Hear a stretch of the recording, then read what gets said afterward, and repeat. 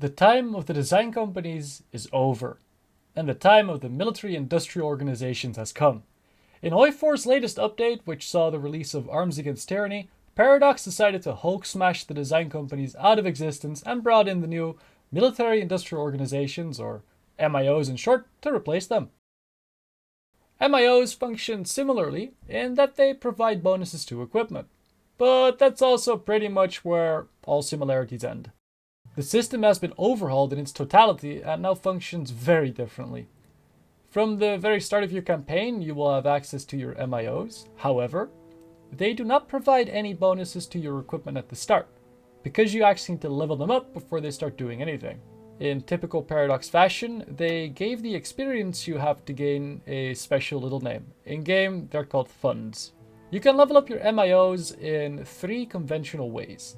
Through building relevant equipment with the MIO assigned to the production line, by assigning them to help you research relevant equipment, or finally through focus tree rewards. Leveling up by building equipment can be done from day one. As you can see here, Finland starts with their infantry equipment MIO assigned to the production line. The tooltip says that you gain 0.1 funds. Yeah, and you know what, I'm just going to call it experience from now on. 0.1 experience per industrial capacity produced.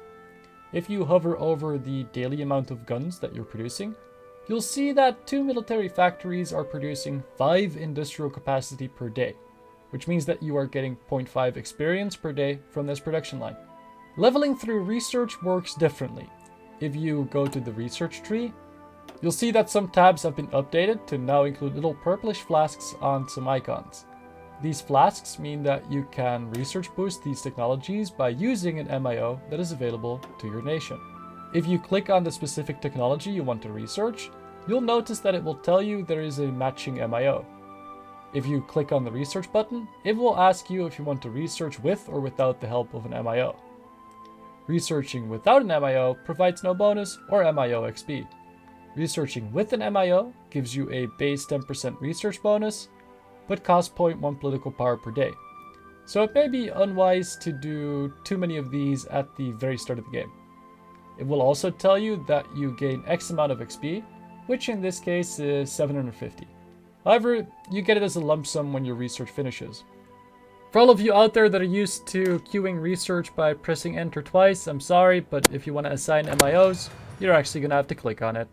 Leveling through the focus tree is pretty straightforward.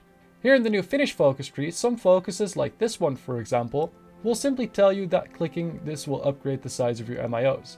Size is essentially just Paradox's special term for level when it comes to MIOs. Now for the MIOs themselves. First, it's important to note that they are pretty much nation specific. Not every nation has access to the same MIOs, and not all MIOs share the same bonuses. For example, Finland has access to 1 air-specific MIO, while the UK has access to 5. Finland's air MIO is very broad and applies to all airplanes, whereas the UK's are made for specific plane types. The easiest way to explain the MIO interface is to compare it to talent trees you might have seen in MMOs.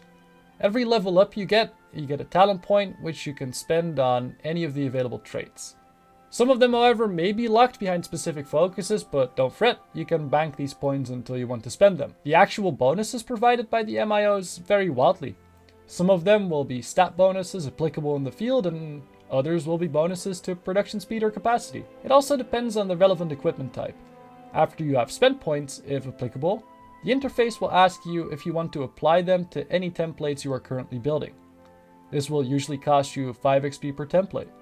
If you use this function while you are producing a template already, it will become outdated, and you will have to replace it with the updated version. If you don't want to use this function, but rather assign it manually, which I would advise doing if you're lacking XP or you have a lot of different variants, you can simply click on the Create Variant button and click on the Update with Latest Traits button to update any specific equipment that you'd like to produce with the upgrades.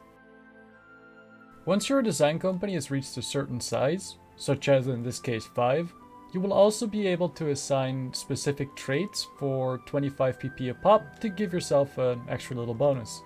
As for the meta, just as with everything else in OI4, it seems like hyper-specific MIOs far outclass the broader ones. So, in a nutshell, when it comes to deciding if you would like to use Britain's hyper-specific fighter MIO or Finland's broad one in a multiplayer setting, yeah, I'm sorry Mr. Finland, but I wouldn't give the designer a second thought.